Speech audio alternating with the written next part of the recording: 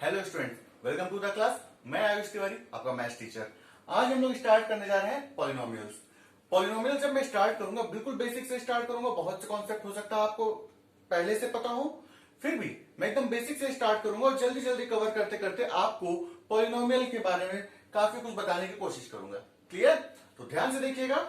हम लोग स्टार्ट करते हैं पॉलिनोमियल्स। बेसिकली पॉलिनोमियल्स होते क्या है वो समझने के पहले हमें वेरिएबल और कांस्टेंट समझना पड़ेगा। वेरिएबल्स क्या होते हैं, कांस्टेंट्स क्या होते हैं।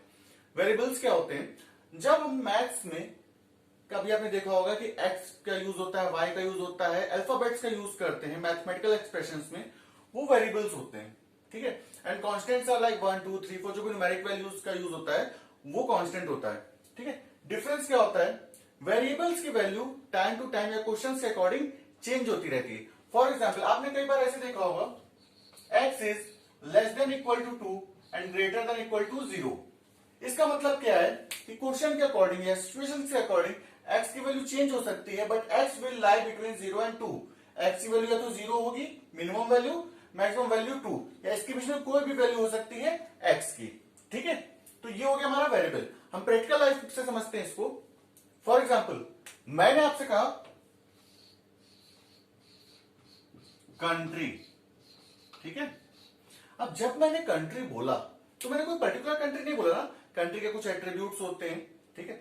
उन एट्रीब्यूट्स को लेके कई कंट्रीज हो सकते हैं, like India, Israel, America, Bangladesh, Nigeria, कोई भी कंट्री हो सकता है। तो कंट्री के कुछ एट्रीब्यूट्स है, बट उसकी वैल्यू चेंज हो सकती है। बट अगर हमने कह दिया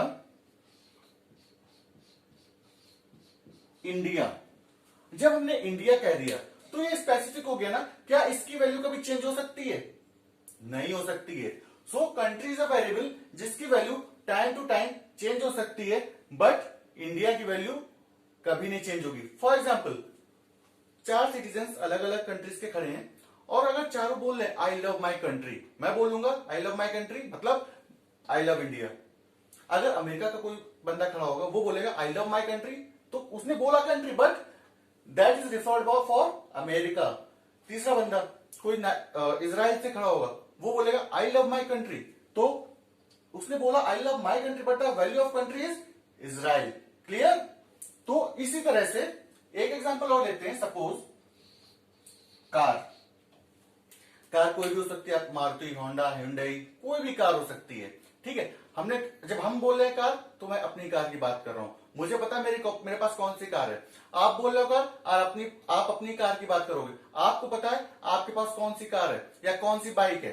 ठीक है। तो आपके दिमाग में वो रेफरेंस आ जाता है। बट जब हम स्पेसिफाई कर देंगे, सपोज हमने बोल दिया होंडा सिटी, तो ये तो स्पेसिफिक हो गया ना, इसकी वैल्यू तो चेंज होगी नहीं। बट अगर हम सिर्फ कार बोलेंगे तो कार का तो कोई भी मॉडल हो सकता है ना।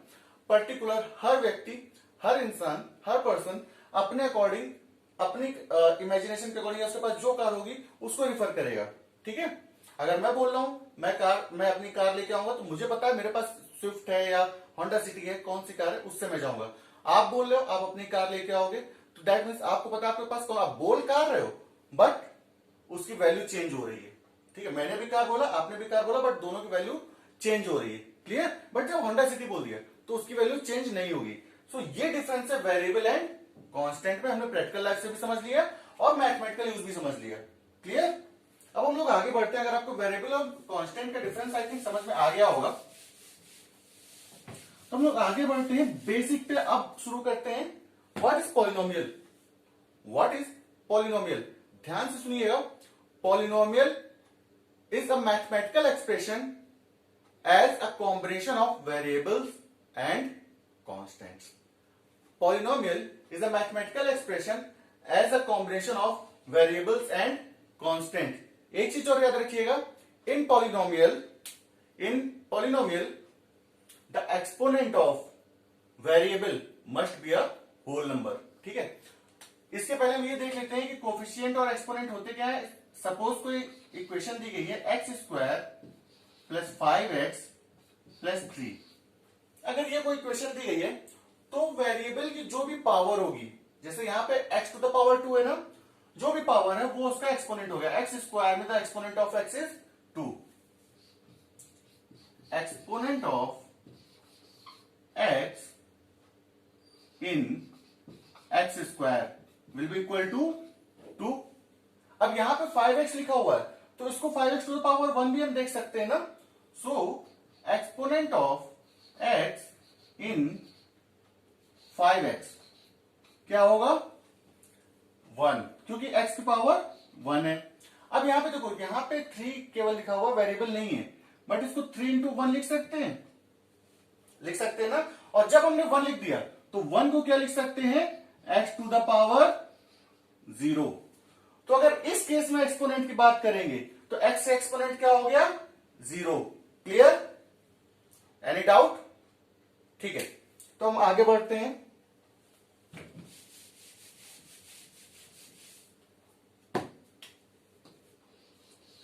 y to the power 57 plus y to the power 51 minus y cube.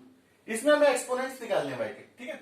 यहां पे y की पावर कितनी है, y टू द पावर 57, तो यहां पे y का एक्सपोनेंट क्या होगा 57। यहां पर y की पावर कितनी 51। So in this term exponent of y is equal to 51।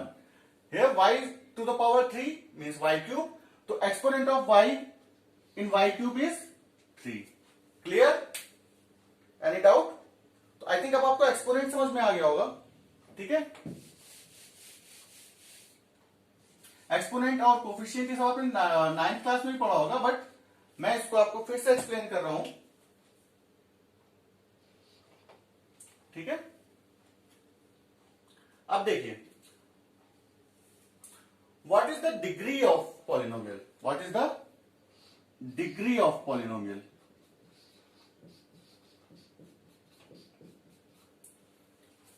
किसी भी पॉलिनोमियल में वेरिएबल का जो हाईएस्ट एक्सपोनेंट होगा वो कहलाएगा उस पॉलिनोमियल की डिग्री। फिर से सुनिए, किसी भी पॉलिनोमियल में वेरिएबल का हाईएस्ट एक्सपोनेंट कहलाएगा पॉलिनोमियल की डिग्री। फॉर एग्जांपल यहां x की पावर क्या है 1, यहां पर x का एक्सपोनेंट क्या है 0, यहां पर x का एक्सपोनेंट क्या है 2। तो degree of this polynomial will be, degree of this polynomial will be 2। Clear? For example अगर हमने ऐसे लिखा x to the power 5 minus X to the power 4 plus 3x square plus 5x minus 1, अगर हमने ये लिखा and in question is asking that find out the degree of this polynomial, तो अब यहां पे देखो, यहां पे 1 है, वेरिएबल है नहीं, x की पावर 0 ले सकते हो, एक्सपोनेंट कितना हुआ 0, 5x, यहां पर x टू द पावर 1 लिख सकते हैं, ठीक है। तो एक्सपोनेंट कितना है यहां पे x का 1, यहां पर x स्क्वायर में एक्सपोनेंट कितना है 2, x टू द पावर 4 में एक्सपोनेंट कितना है 4, x टू द पावर 5 में the exponent of x is equal to 5। तो हाईएस्ट वैल्यू क्या है एक्सपोनेंट की 5। So degree of this polynomial will be equal to 5। Clear? Any doubt? चलिए अब आगे बढ़ते हैं। डिग्री आपको फाइंड आउट करनी है, उसके पहले एक चीज हमेशा याद रखिएगा, पॉलिनोमियल के लिए बेसिक कंडीशन होती है कि the exponent of the variable, the exponent of the variable must be a whole number, must be a whole number. That means अगर कोई भी पॉलिनोमियल है उसकी जो भी पावर होगी, जो भी एक्सपोनेंट होगा वो होल नंबर होना चाहिए। होल नंबर क्या होते हैं हमारे 0 1 2 3 4 एंड सो ऑन। तो पॉलिनोमियल की कंडीशन होती है अगर वेरिएबल का एक्सपोनेंट होल नंबर होना चाहिए। If the exponent of variable is not a whole number in any part of polynomial, in any part of expression, then that will not be a polynomial. For example, अगर आपसे ये कहे x cube plus 1 upon x square minus 3x, इस polynomial की degree बतानी है, तो हम क्या करेंगे, सबसे पहले तो इसको ऐसे लिखा रहने देंगे x cube plus X square को x to the power minus 2 लिख सकते हैं ना, लिख सकते हैं, एंड माइनस 3x। अब यहां पर देखिए, यहां पे x का एक्सपोनेंट 3 है, होल नंबर है, यहां पे x का एक्सपोनेंट 1 होगा, होल नंबर है, बट यहां पे x का एक्सपोनेंट -2 है। क्या है? -2 है, और -2 is not a whole number. Whole number हमारे क्या होते हैं? 0, 1, 2, 3, 4 and so on, starting from 0, but negative is never a whole number. तो अगर ये होल नंबर नहीं है, so this will not be our polynomial. And जब ये हमारी पॉलिनोमियल ही नहीं है, तो हम इसकी डिग्री फाइंड आउट नहीं करेंगे, because this is not our polynomial. ठीक है, अब देखिए एक एग्जांपल और देखते हैं। अगर इस तरह से बोला है T square plus 2√t and he is saying find out the degree of this polynomial. फिर से देखिएगा, T square plus 2 into T to the power 1/2, under root को पावर 1/2 लिख सकते हैं, बट जैसे हमने लिखा यहां पे तो वेरिएबल के एक्सपोनेंट 2 हो गया, that is a whole number, but यहां पर एक्सपोनेंट वेरिएबल का 1/2 है, and 1/2 is not a whole number. Clear? So अगर ये होल नंबर नहीं है, so this will not be a polynomial, and if this is not a polynomial then we can not find out the degree of the polynomial. भाई जब polynomial है ही नहीं तो हम डिग्री किसकी निकालेंगे? नहीं निकाल सकते ना। सो इस चीज को आप मार्क करिएगा क्वेश्चन पेपर में बहुत ध्यान से। अगर वेरिएबल का एक्सपोनेंट किसी भी पॉइंट पर एक होल नंबर नहीं है, तो वो एक्सप्रेशन एक पॉलिनोमियल नहीं होगा। क्लियर? चलिए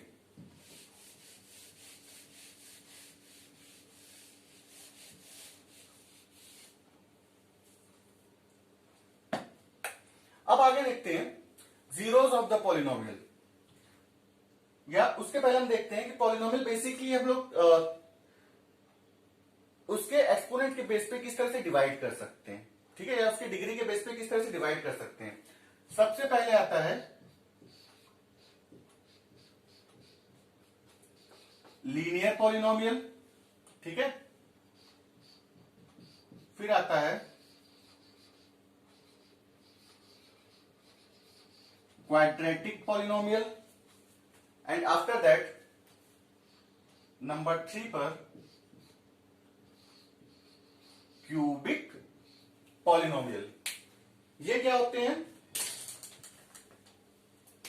सॉरी, लीनियर पॉलिनोमियल में क्या होता है?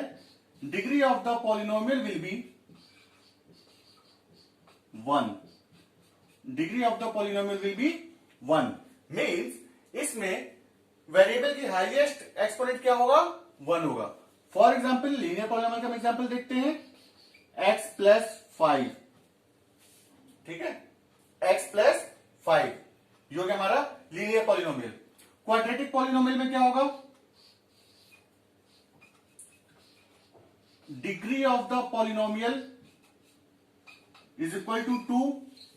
ठीक है, that means the value of highest exponent of variable will be 2. That will be x square plus 3x plus 5. अब यहां पे देखिए हाईएस्ट एक्सपोनेंट क्या है? 2 है ना, सो this will be a quadratic polynomial. Clear? अब आते हैं क्यूबिक पॉलिनोमियल पे। क्यूबिक पॉलिनोमियल में degree of the polynomial will B 3। Very good, degree of the polynomial will B 3। Clear? इसका एग्जांपल देखते हैं। डिग्री ऑफ द पॉलिनोमियल 3 का मतलब क्या है? It means the highest exponent of the variable in this type of polynomial will B 3। For example x cube plus 5x square minus 3x plus 2। इसमें आप देखिए यहां पे x का एक्सपोनेंट 0 है, यहां पर 1 है, यहां पर 2 है, यहां पर 3 है। Highest exponent means degree of the polynomial is 3। Clear? Any doubt? चलिए, अगर आपको इतना समझ में आ गया है तो अब हम बढ़ते हैं क्वाड्रेटिक पॉलिनोमियल के बेसिक कॉन्सेप्ट की तरफ। क्वाड्रेटिक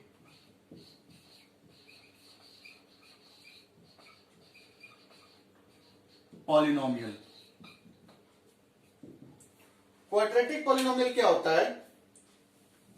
हम एक एग्जांपल के थ्रू समझते हैं। For example x square minus 5x plus 6। अगर हमसे वो कह रहा है कि फाइंड आउट द जीरोज, ध्यान से सुनिएगा, फाइंड आउट द जीरोज और the roots of this polynomial, इसका मतलब वो हमसे वो वैल्यू एक्सपेक्ट कर रहे हैं कि x की जिस वैल्यू के लिए पॉलिनोमियल जीरो हो जाए, x की जिस वैल्यू के लिए पॉलिनोमियल जीरो हो जाए। तो उसके लिए हम क्या करेंगे, सबसे पहले इसको जीरो के इक्वल रखेंगे, ठीक है। फिर एक्स स्क्वायर 5x को ब्रेक करेंगे, माइनस 5x को दो पार्ट में, minus 3x minus 2x plus 6 is equal to 0, ठीक है। इन दोनों में से देखो x कॉमन आ रहा है ना, तो x कॉमन लेंगे, then in bracket x minus 3, and इन दोनों में से देखो आप माइनस 2 कॉमन आ रहा है, माइनस 2 कॉमन लेंगे, then in the bracket x minus 3 that will be equal to 0, ठीक है। सो our polynomial can be divided as x minus 3 into x minus 2 is equal to 0, ठीक है। तो हमारे या तो हमारा x minus 3 या तो ये पार्ट 0 होगा या तो ये पार्ट 0 होगा, क्लियर। अब यहां से x की वैल्यूज हमारी क्या आ गई, x is equal to 2,3, clear. Means zeros of this polynomial या roots of this polynomial are 2,3। 2,3 कौन सी वैल्यूज है, वो वैल्यूज जिनके लिए ये पॉलिनोमियल जीरो होगी, इस पॉलिनोमियल की वैल्यू जीरो होगी। अगर x की वैल्यू हम 2 रख दें या x की वैल्यू 3 पुट करें यहां पे, तो इस पॉलिनोमियल की वैल्यू जीरो हो जाएगी, क्लियर। चलिए इसके आगे कॉन्सेप्ट पढ़ते हैं। क्वाड्रेटिक पॉलिनोमियल में आपको हमेशा 2 रूट्स मिलेंगे। कितने रूट्स मिलेंगे, 2 रूट्स मिलेंगे। Suppose that these roots are alpha comma beta, alpha comma beta.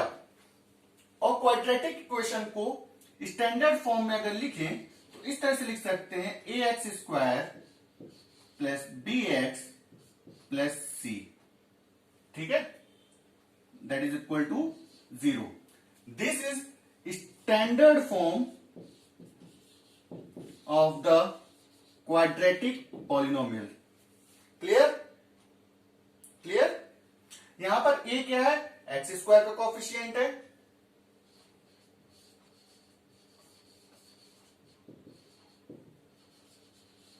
Coefficient of X square. b क्या है, coefficient of x, and c क्या है, कांस्टेंट, ठीक है। Here a is the coefficient of x square, b is the coefficient of x and c is constant.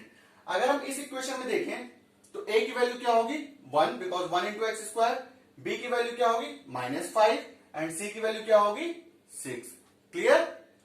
अब देखिए जल्दी से हम लोग एक कॉन्सेप्ट और क्लियर करते हैं।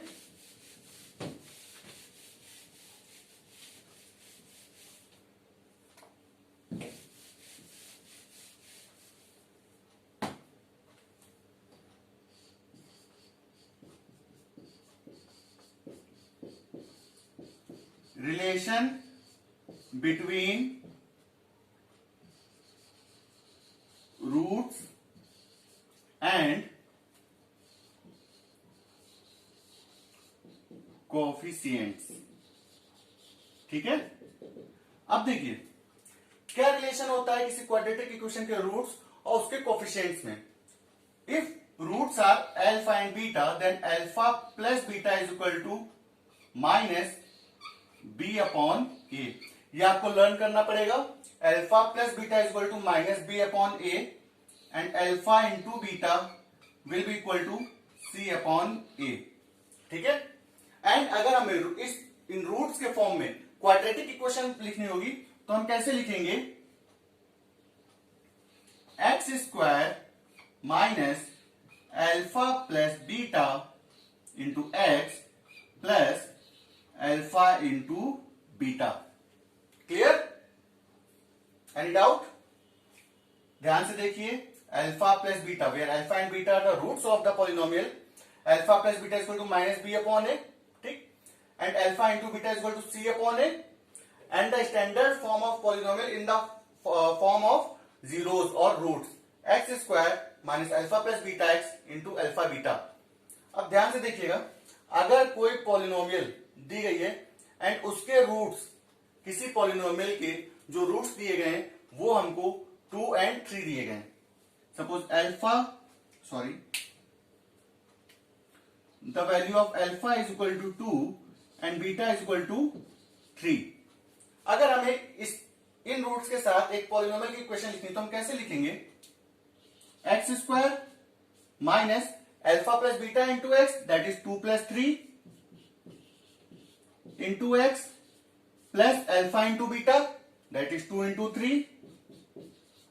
सो x square minus 5x plus 6। ये हमारी इक्वेशन आ गई, क्वाड्रेटिक इक्वेशन।